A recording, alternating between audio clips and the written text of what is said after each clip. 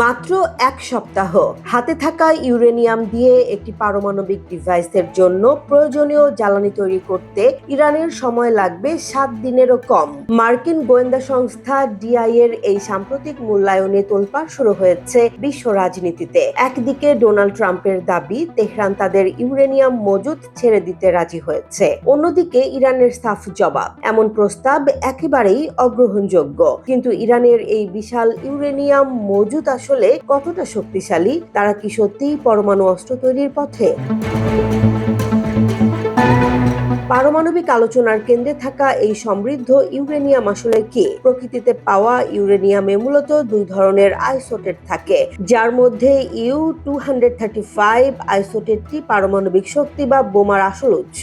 কিন্তু প্রাকৃতিক ইউরেনিয়ামে এর পরিমাণ থাকে মাত্র 0.7%। একে ব্যবহারের উপযোগী করতে হলে সেন্ট্রিফিউজ মেশিনের মাধ্যমে ঘোরানো হয়, যাকে বলা হয় সমৃদ্ধকরণ বা এনরিচমেন্ট। বিদ্যুৎ কেন্দ্রের জন্য 3 থেকে 5% সমৃদ্ধ ইউরেনিয়াম যথেষ্ট হলেও মারণাস্ত্র বানাতে প্রয়োজন প্রায় 90% বিশুদ্ধতা। ইরান এখন ঠিক এই খাদের কিনারে দাঁড়িয়ে আছে।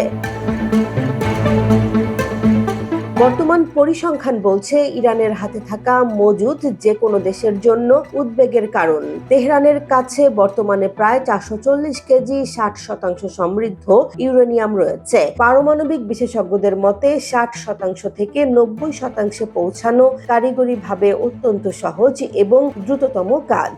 এর বাইরেও তাদের কাছে 1000 কেজি 20% সমৃদ্ধ এবং 8500 কেজির বেশি 3.6% সমৃদ্ধ ইউরেনিয়াম রয়েছে।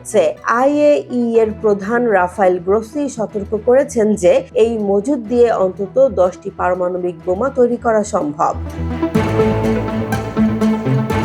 তবে ইউরেনিয়াম থাকলেই কি বোমা তৈরি সম্ভব? উত্তর হচ্ছে না। একটি কার্যকর পারমাণবিক অস্ত্রের জন্য প্রয়োজন শক্তিশালী ওয়ারহেড ডিজাইন এবং ডেলিভারি সিস্টেম বা ক্ষেপণাস্ত্র প্রযুক্তি। যদিও ইরান দাবি করে আসছে তাদের কর্মসূচি সম্পূর্ণ শান্তিপূর্ণ, কিন্তু ইসরায়েলের গোয়েন্দা তথ্য বলছে ভিন্ন কথা। গত বছর ইস্পাহানের মতো ভূগর্ভস্থ পারমাণবিক স্থাপনায় মার্কিন ইসরায়েলি বিমান হামলা প্রমাণ করে যে বিশ্ব শক্তিগুলো ইরানকে নিয়ে কতটা বিচলিত।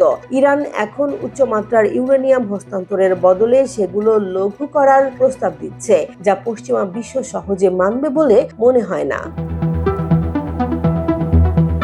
2025 সালের এই ভূ রাজনৈতিক উত্তাপ কেবল মধ্যপ্রাচ্য নয়, পুরো বিশ্বের স্থিতিশীলতাকে ঝুঁকির মুখে ফেলেছে। ইরান কি তার মজুদ লঘু করে শান্তির পথে হাঁটবে, নাকি ব্রেক আউট টাইম কমিয়ে পারমাণবিক শক্তিধর দেশ হিসেবে আত্মপ্রকাশ করবে? ট্রাম্পের চাপ আর ইরানের অনড় অবস্থানের মাঝে ঝুলে আছে আগামীর বিশ্ব নিরাপত্তা। জেসমিন জাহান, নিউজ ডেস্ক, জনবাণী।